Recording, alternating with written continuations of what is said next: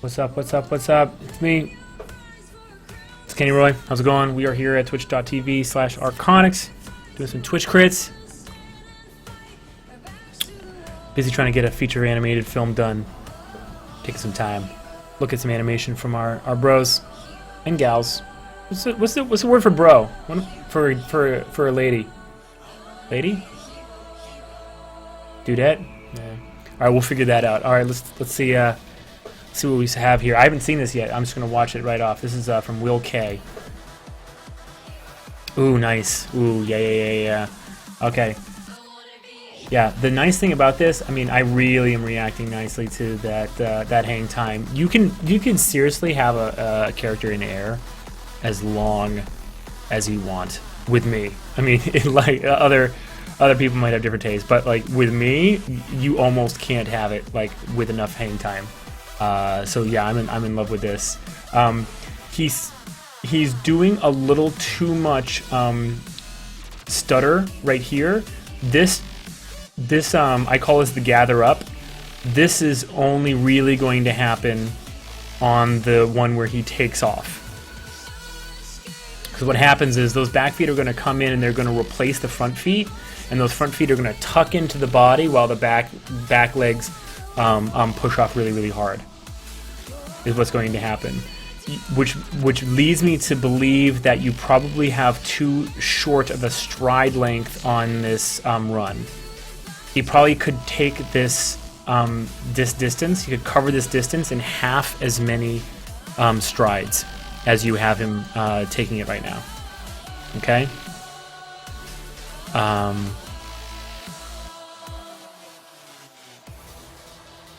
So if you reduce that, and the way I would do that workflow wise is I would get your takeoff point and I would animate it backwards. I would animate him out of this backwards. It's only about, a second of animation. It's only about 24 frames or so it's not that hard to do. And I would just really concentrate on getting, you've all seen like, the Frank Thomas tests where they're showing off squash and stretch, where you have that squirrel, right, that's all crunched up, and it's basically it's basically two balls, right, and the tail, and then that real that real contrast in that stretch pose, right.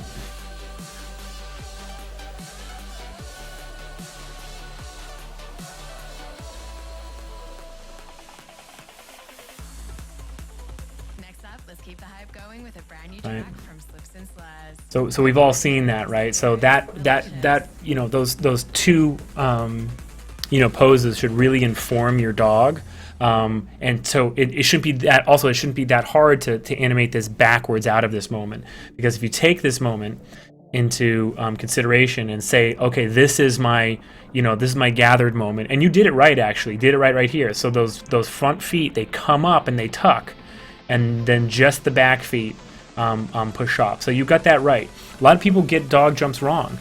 They try to have a dog jump off of like all of its feet, and it always looks really weird. But if you consider that this is your gather, then just go where you have two happening right here. Right? 1, 2, take this one out. Right? And then animating this backwards, this will now be your stretched pose. Just build the stretch pose right here. Take this as your squash pose. Build this as your stretch pose right here, and then build this, and then this is your first one, is your first squash pose. It should be very simple to animate backwards out of that moment. But he really does look like he's kind of stuttering up to that moment, much too much, and it's because you have too many jumps.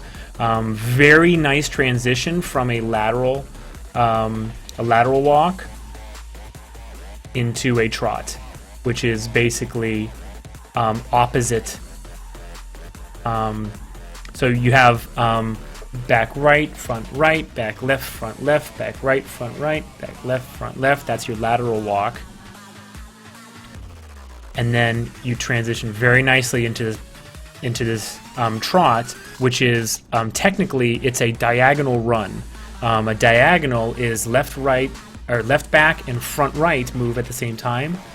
Left right back, front left move at the same time, like a lizard. Lizards do it without running or whatever, but this is essentially a trot on a quadruped is a diagonal run, because there are frames where all 4 feet are off the ground and the opposite legs take the weight. It's very subtle right here, but then you you transition very nicely.